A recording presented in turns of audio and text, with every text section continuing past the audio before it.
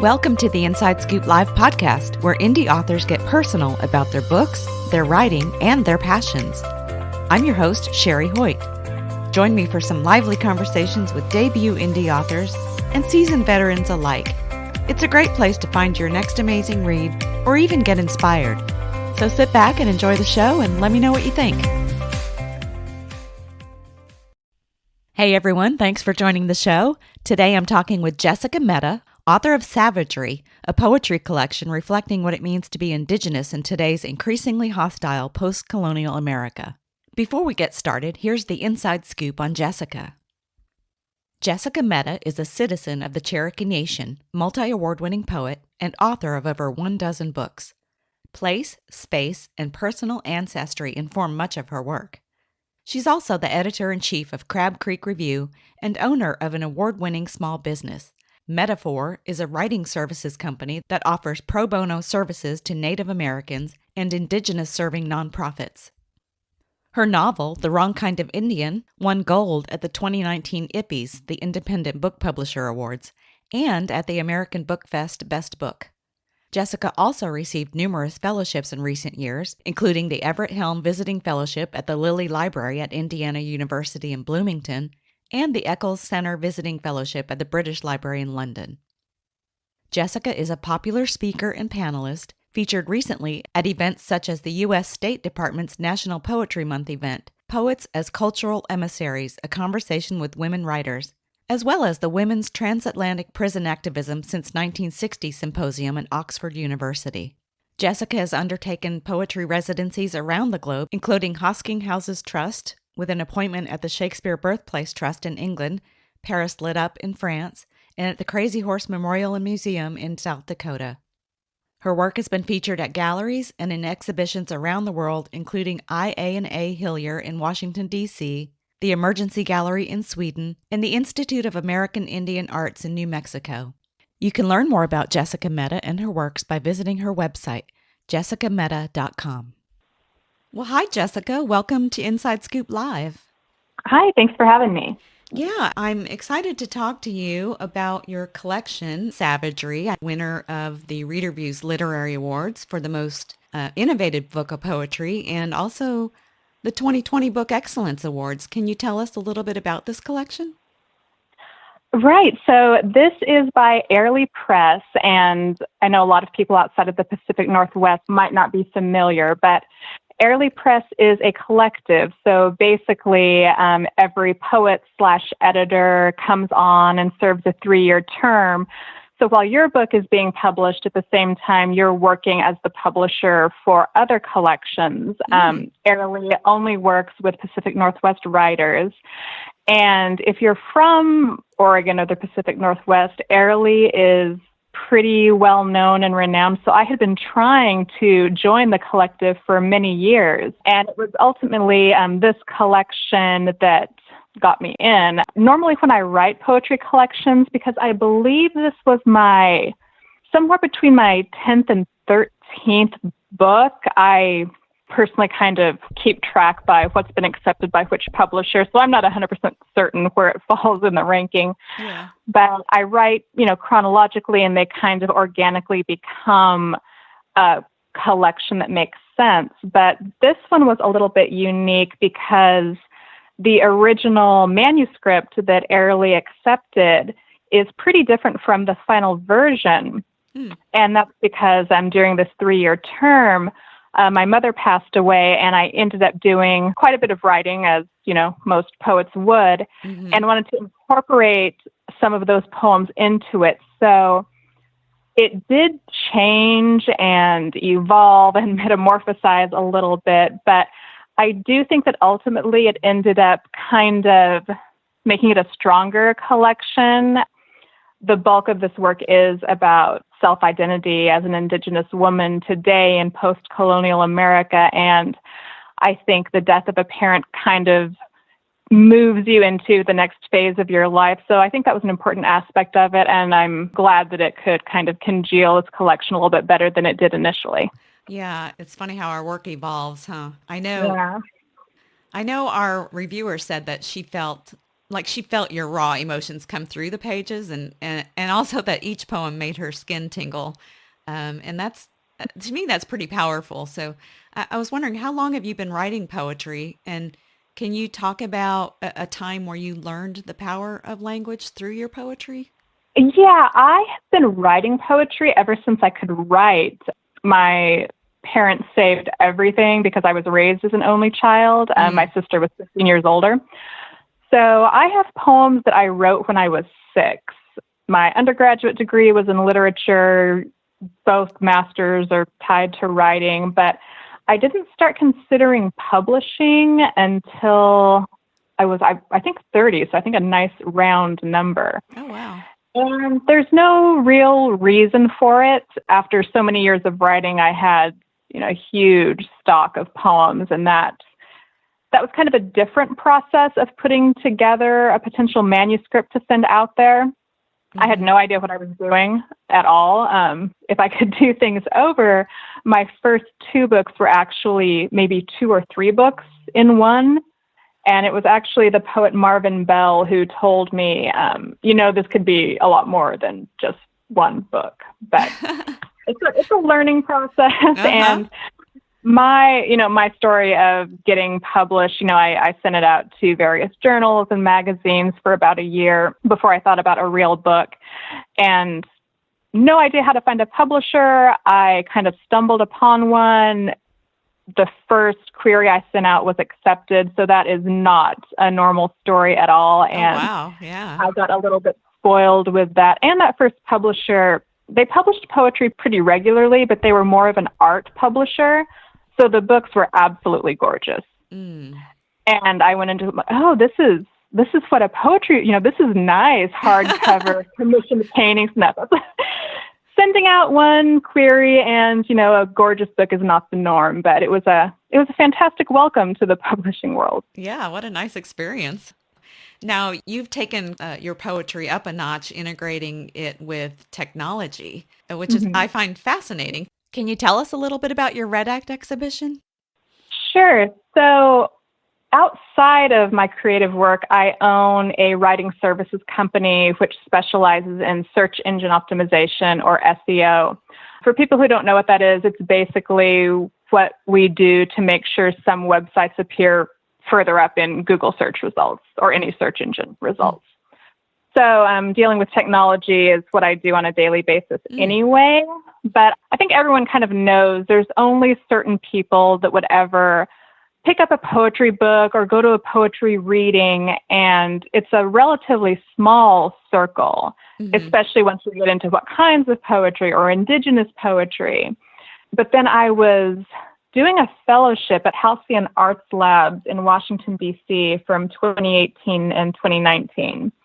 And I was brought there to curate an anthology of poetry by incarcerated Indigenous women. But at the same time, Halcyon also has an entrepreneurial arm. And we had a lot of kind of intersecting between the artists and the entrepreneurs. It just so happened that one of the entrepreneur co-founders were there, and they're from Australia and own a virtual reality company. And they're always wanting to expand into playing with and exploring different areas. And, no surprise, they had never played with poetry before. So they approached me about starting a virtual reality for poetry experience. And then when I started working with them and researching, I found very limited research, again, no surprise, about how poetry and virtual reality work together. But I did find research out of Spain that showed embodiment in VR can permanently increase a person's compassion, empathy, and understanding. Really? Wow. That's what it's showing. And that research was actually based on men who have been convicted of domestic violence, a control group who didn't do anything with VR, and another group who embodied a woman being abused.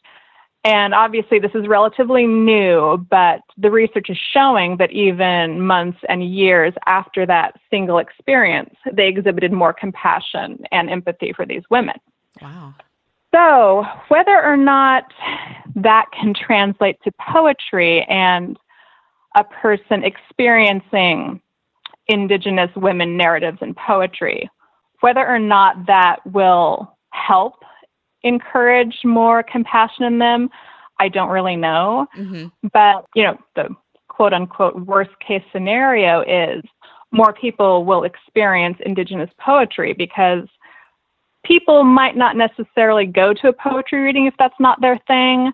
But in my experience, everyone wants to try out virtual reality. So it's really easy to at least expose a wider audience to it. Yeah, I love that. That sounds amazing. Yeah, it's constantly evolving. The technology is also always evolving. So the experience, which I called Redact or Redact, however you want to say it, it has had pop-up experiences at Smithsonian institutions in D.C., University of Exeter, which is where I'm doing my research in England, and then also around the Portland area. Wow, that's amazing. I love that. Now, you mentioned earlier that there is a lot of self-reflection in your writing. What are some of the issues you have dealt with or deal with as a member of the Indigenous population or just as a woman?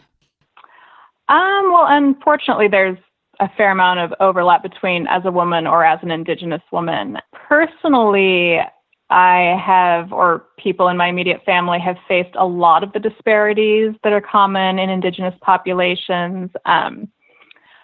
I am the only person in my immediate family to never be incarcerated. There's all kinds of statistics to go along with that. Native women are incarcerated at a time 6 times higher than their white counterparts. Native Americans in general are incarcerated 38% higher than the general population. Alcoholism is rampant in my family, drug addiction. My sister actually died of hepatitis C from heroin addiction. My dad also died of hepatitis C, but his was from a dirty prison tattoo needle. Oh, wow. And my mom died of an opioid overdose combined with alcoholism. So, it's endless. Probably any statistic you could find would apply either to myself or my immediate family. But a lot of these details non-natives just aren't familiar with. Kind of understandably so. It's not nearly as out there in the media as it is with some other populations. And there's also the factor that a lot of natives, if they're not on Indian land or on a reservation, pass. I know exactly what it's like to have the privilege of passing as white for quite a bit of my life. What I'm often told, and this I know resonates with a lot of Native women, is you look something.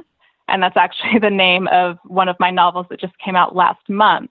But not enough for me to necessarily experience the kind of prejudice and racism that someone like my father experienced. So there are benefits to that I'm very aware of, but also a feeling that you don't belong fully in, either world. Yeah, right. Now, with all of that you have dealt with or encountered during your life, does your writing play a significant role in healing for you? Absolutely, yeah.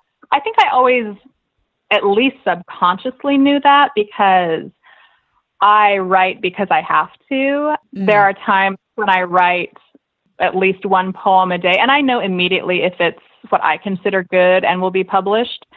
There are times that I go months without writing, and when I go months without writing, I know that's good for my holistic health, but obviously not so good for my writing career. Right. And I've spoken to quite a few psychologists about various aspects of bibliotherapy or poem therapy, depending on the research that you're looking at will kind of dictate the verbiage. But one of them I was talking to told me, if you weren't a writer, then I would prescribe writing to you.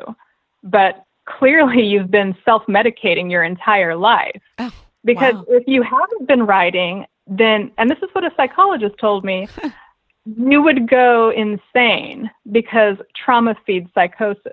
So I kind of dug deeper into that. And what I found was that using writing as a form of therapy, what it can do is shift your mind's understanding of trauma from the hippocampus, which is where it really commonly gets stuck, into the prefrontal cortex. So when it's in the hippocampus, when it gets stuck there, that's why people feel triggered and why they respond when they are triggered like it's happening again right now. And when we can shift it, sometimes through writing or various other therapies, into the prefrontal cortex, then we obviously don't forget that it happens.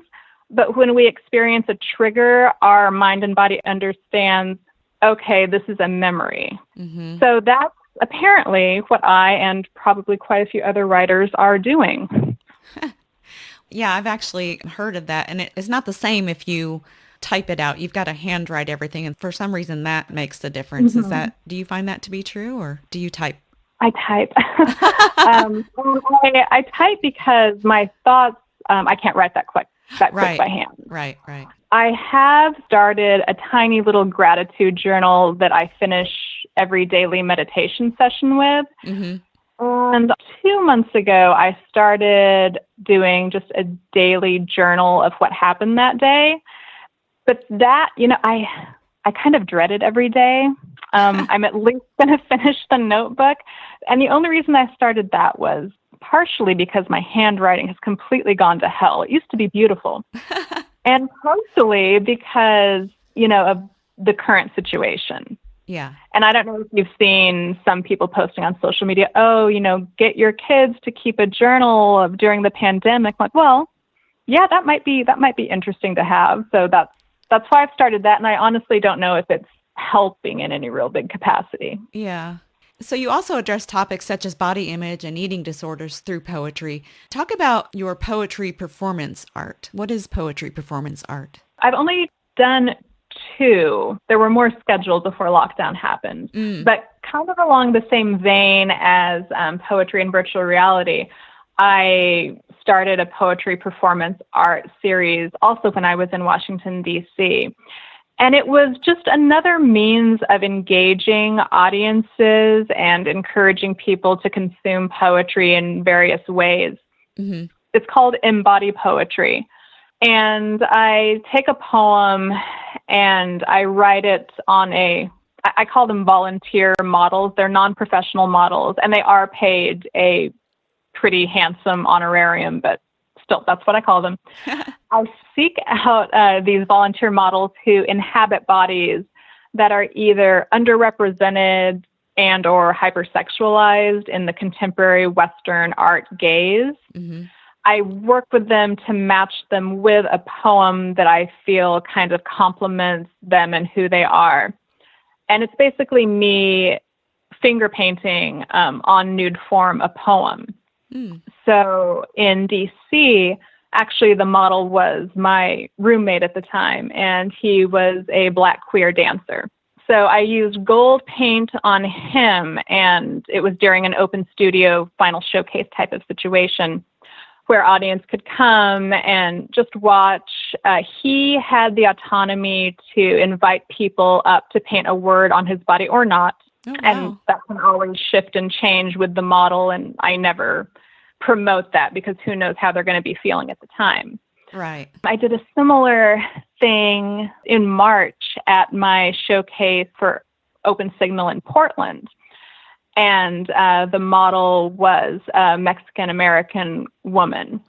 Hers was kind of a test for what I ultimately was going to do at IAIA in Santa Fe, which is the largest American Indian Institute for the Arts that there is in the U.S. And at IAIA, I had planned to work with an Indigenous model who was also an award-winning slam poet, and she was going to perform the poem at the end. Oh, wow. Sadly, that has, of course, been canceled because that was slated for June. But there's something about art where when it's happening, it demands silence in a way nothing else does. And I think that's why, people tend to whisper at museums and they're quiet in movie theaters.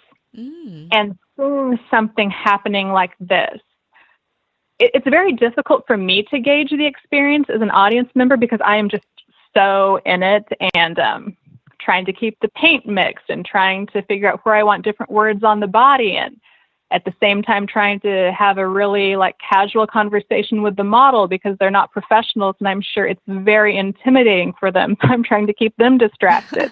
Right. Oh, but, wow. I've been told that it, powerful is kind of an overused word, but all-consuming, and I had kind of glanced up at my last one, and the place was absolutely packed and pretty much silent. That model, she ultimately did not want to invite people up, which is completely fine. Right. But it's very different being part of that, whether you're participating actively or more passively, than it is, going to a poetry reading. Mm-hmm. So, ultimately, that's my goal, is just to offer various avenues of experiencing and consuming poetry. Yeah. Wow. So how do you find these models? Well, the one was my roommate. The most recent one, I found her on Craigslist, but the odd thing was, so I'm in Portland right now, and that's where I did my first master's, and I've been here off and on for 20 years. I, secured her beforehand, and then I was going to a conference I was speaking at for the book publishing program at Portland State University, my alma mater. Mm-hmm. And I got there a little early, so I just kind of slipped into the session beforehand that was in the room I was going to be speaking in. And this woman that I sat behind kind of turned around and looked at me a little bit longer than was normal. And then afterwards, she's like, "Are you Jessica?"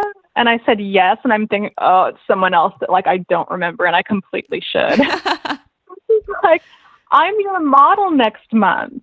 So she's in the master's program that I finished in 2007 and just happened to be in that same room. So wow. I know, it was very strange. So she did have a genuine interest in poetry and publishing, and that's why she had, seen the Craigslist ad to begin with. Mm-hmm. But then the third model that I was going to work with in Santa Fe, I had also done a residency there a few years ago, so I have some ties to the arts community, and it was just a recommendation from a friend. Yeah. Okay, interesting. And I guess, word will get out eventually, and you'll be doing this full time pretty soon. That would be fun. What I was thinking when I was doing the last one, I'm like, I need knee pads.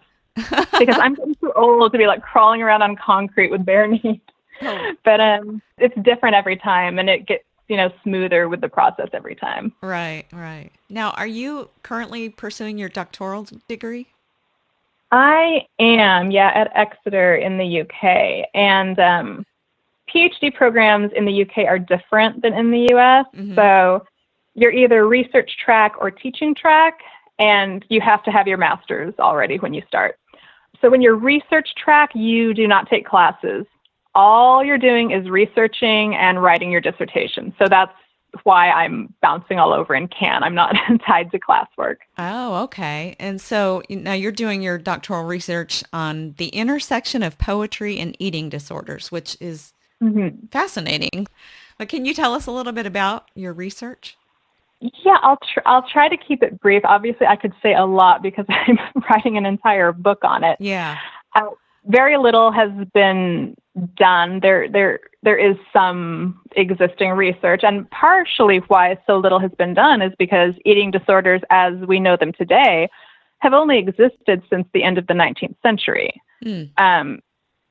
Bulimia, the first time it was mentioned in terms of bulimia nervosa was, I believe, 1902 in a French journal. So they're all relatively new, even though, of course, we know eating disorders have always existed. Right.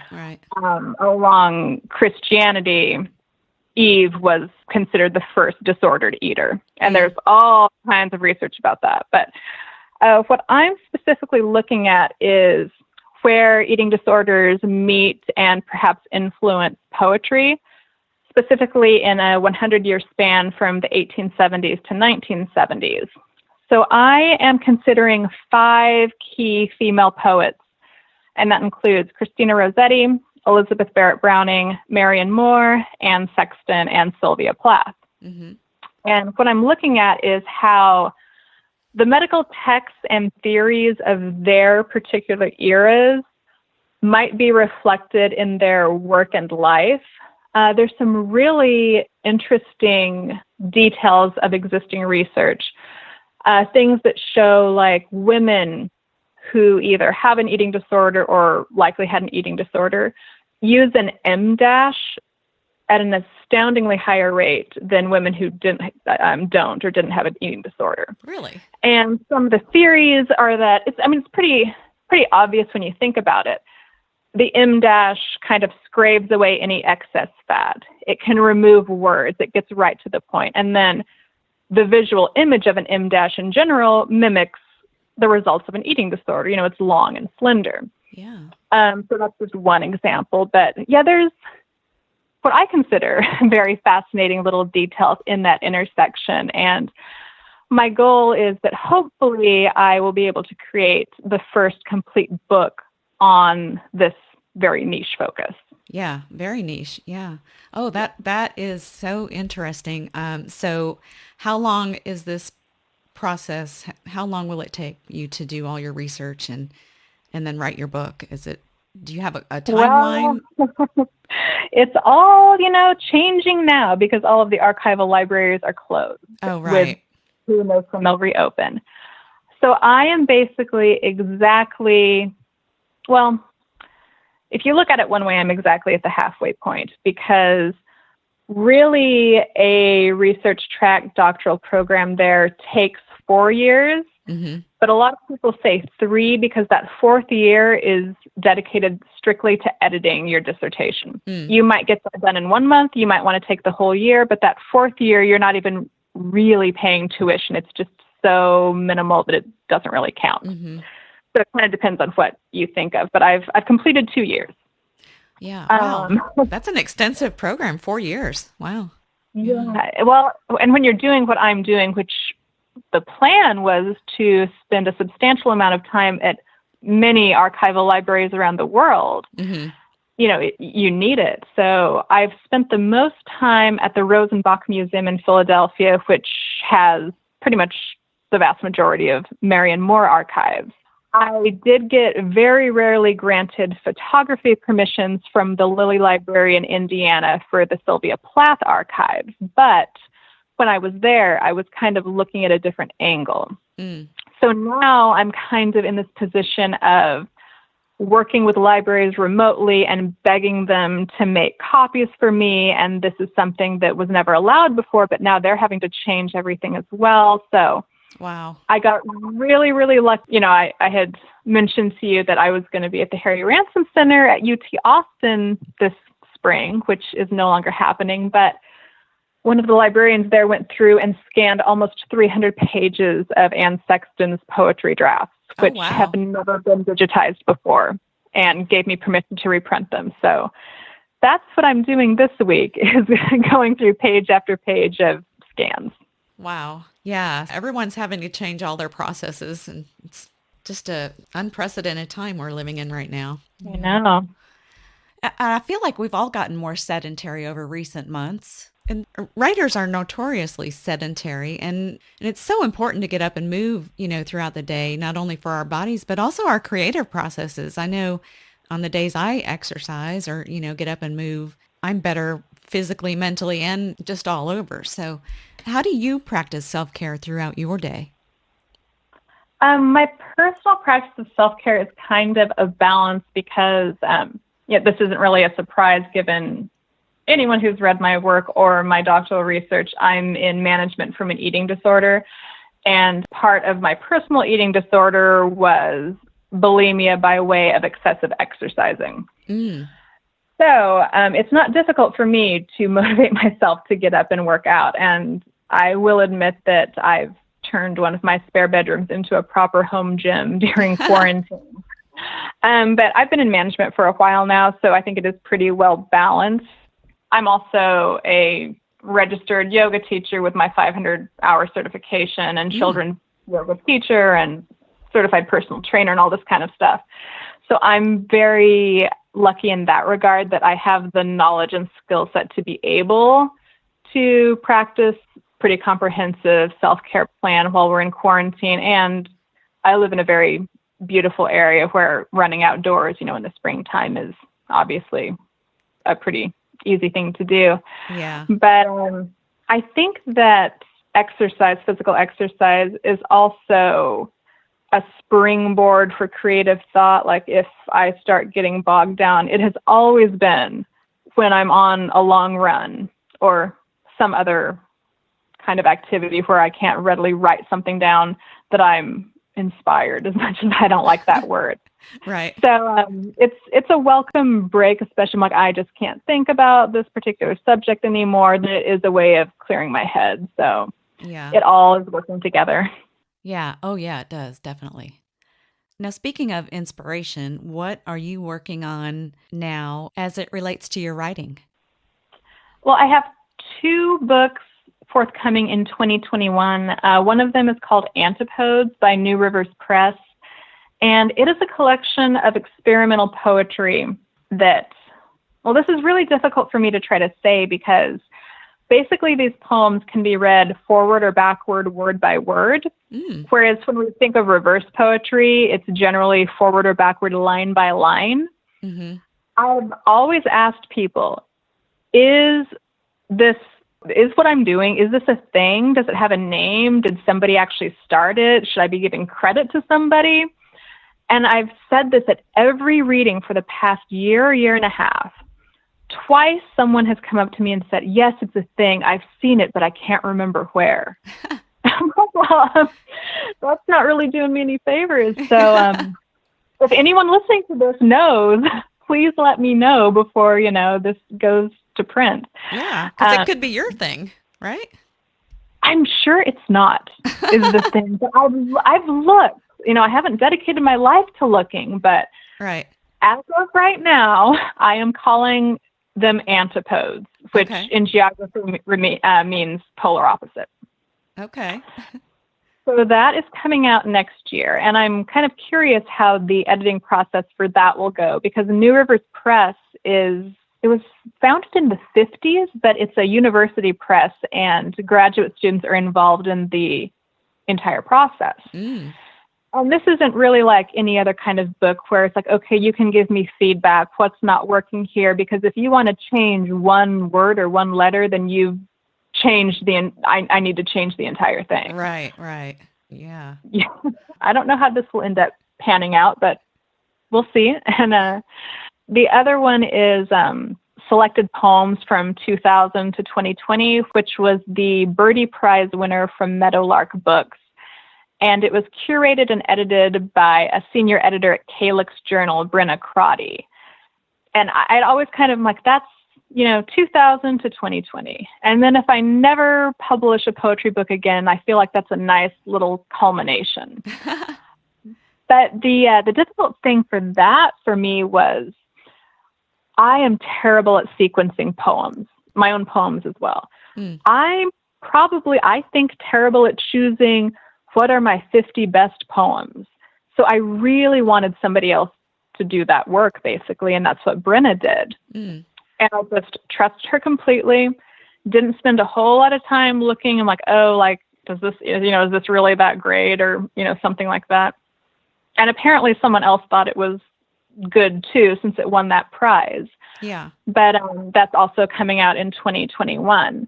And then besides that, I'm really trying to focus on my dissertation, because I hope to find a publisher for that in 2 years when it's done. And then there's a part of me that's very mildly working on maybe a short story collection that's titled We Used to Party Together. Oh, wow. That's basically just about, it's not about a sobriety journey, because not many people want to read about that. It's about before that. Right. Many, drunken and drug-induced nights. So the party see stuff. If that ever comes to light. Yeah. Yeah. Oh, that's great. So you've got a lot going on. Yeah. So I was wondering if you would read one of your poems from your Savagery collection for us. Sure. I will read Abrading for you, and if anyone has the book, it's on page 30. Okay. Braiding. The morning of my mother's death, I couldn't plait my hair. The weaving, a daily habit I'd thought branded on my brain, had left me quick as her. Memory encodings are fragile, ripe for damage. Even consolidation isn't a given. We imagine the slopes and secrets of our favorite lover. If we had to, we could even eat in the dark. I cried silent in the bathroom, thin strands laced crooked through shaking fingers at the impossibility of it all. It had been decades since I'd sat cross-legged on the shag carpet, buried between her knees, quietly while she wound cornrows like crop circles all around my scalp. The smell of pert shampoo, the snap of rubber bands. Everything came whooshing back except the fast fingers. Still, it makes sense. The heart is a muscle. Its memories are vulnerable to paralysis like every other rundown part. Remember, clean the kitchen, mop the floor of drying curls. Only in stillness can the dead pass through. That's beautiful. I should say that the title and maybe some elements of it were inspired by my favorite poet, Lee Young Lee, and the title of his was also Braiding. Mm. His work, and especially that poem, are one of some of the few lines that stick with me and are just so heartbreaking in their simplicity. Mm-hmm. The line from the poem that I'm thinking of his is he's talking about remembering when he was in college with the person who's now his wife and how, you know, they would spend hours on the train together. And one of the lines that I love is how I wish we didn't hate those years while we lived them. Mm. But the other one, he's talking about braiding her hair every night. And he says, one day one of us will have to remember this. Yeah, it's so intimate. Mm-hmm. I didn't think of that as mirroring my memories with my mother until after she was gone. Mm-hmm. And I was trying to braid my hair to go down and identify the body, basically. Oh, wow. Wow. That's strong. Yeah. Well, Jessica, do you have anything else you want to add? I don't, but if anyone is, interested in what's going on in terms of exhibitions or, if and when tour dates ever start up again, you can find everything on my website, which is just jessicamehta.com. You can also email me directly through the contact form there, or, one day if the performance poetry art can ever start up again, if anyone wants to volunteer, then you can find me there as well. Wonderful. Yeah. Hopefully we'll get back to normal one of these days. No. Well, Jessica, it's been just really lovely talking to you today. Thank you for sharing a little bit about yourself and your work. Yeah, thank you for having me. It's great. Thank you so much for joining me today for my interview with Jessica Mehta, author of Savagery. You can learn more about Jessica and her work by visiting her websites through the link posted in the show notes. And while you're here, be sure to check out a few of the other interviews on Inside Scoop Live.